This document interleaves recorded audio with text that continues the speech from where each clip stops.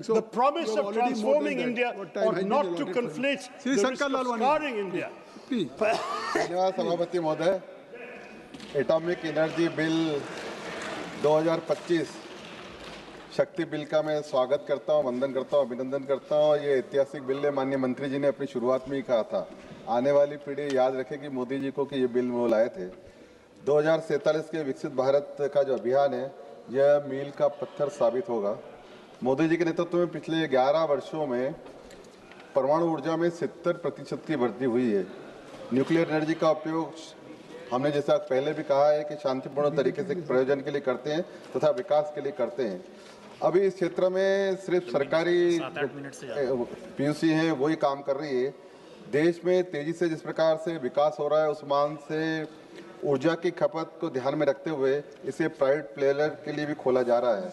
इस बिल में भारत की न्यूक्लियर एनर्जी को आत्मनिर्भर बनाने का बिल है और 2070 में जो नेट जीरो कार्बन उत्सर्जन की घोषणा हुई है, उस घोषणा में ये मील का पत्थर साबित होगा। माननीय सभापति महोदय, हम सभी जानते हैं कि वर्तमान में इससे 8.8 गीगावाट न्यूक्लियर एनर्जी का उत्पादन होना है और आने वाले 5 वर्ष में ये बढ़कर 23 गीगावाट होने जा रहा है। पर आने वाले विकसित भारत जो 2047 का विकसित भारत संकल्प है मोदी जी का, उसमें आवश्यकता है 100 गीगावाट एनर्जी की और इस लक्ष्य को पूरा करने के लिए मील का पत्थर रहेगा। अभी बिजली का उत्पादन प्रमुखता से कोयले से होता है और हमें मालूम है इसकी सीमाएं हैं कोयले की, और कोयले से कार्बन उत्सर्जन भी ज़्यादा होता है। रिन्यूएबल एनर्जी के लिए न्यूक्लियर एनर्जी सस्ती, स्वच्छ तथा कम एरिया में ज़्यादा उत्पादन करने, लो कास्ट प्रोडक्शन वाली ये एनर्जी है। तो न्यूक्लियर एनर्जी का उपयोग आज हर क्षेत्र में हम देख रहे हैं हो रहा है, चाहे कृषि हो, स्वास्थ्य हो, R&D हो, इंडस्ट्री हो, हर क्षेत्र में इसका उपयोग हो रहा है। जिस तेजी से मोदी जी के नेतृत्व में इंडस्ट्रियलाइजेशन हो रहा है, डाटा सेंटर बढ़ रहे हैं, AI में काम हो रहा है, EV वाहनों में लगातार बढ़ोतरी हो रही है, ग्रीन हाइड्रोजन में काम हो रहा है, डिजिटल इंडिया में काम हो रहा है, इन सब में आने वाले 2040 में बिजली की खपत लगभग डबल से ज़्यादा होने वाली है।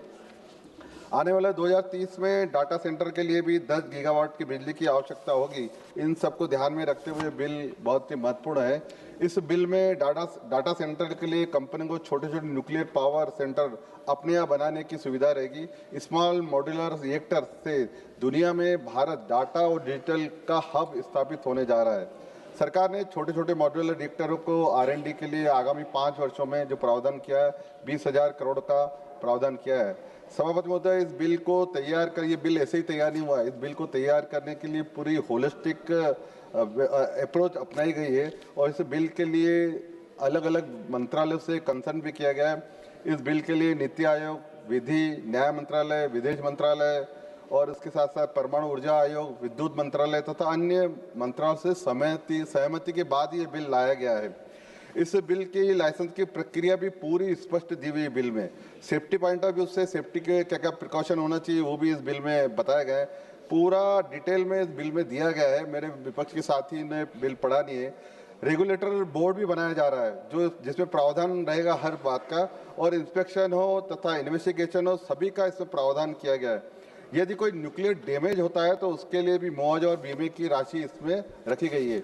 माननीय सभापति महोदय, न्यूक्लियर बिल को लेकर हमेशा 2 बातें चर्चा में होती है। विपक्षी साथी भी कहते हैं कि इसमें एक रेडिएशन का प्रभाव रहता है और दूसरा वेस्ट का निष्पादन हम कैसे करेंगे। जहाँ तक रेडिएशन की बात करो, जो वैज्ञानिक हमें बता रहे हैं कि रेडिएशन की बात करो, ये रेडिएशन इसमें न्यूक्लियर क्षेत्र में इस पार्लियामेंट से भी कम होता है, ये उन्होंने कहा है।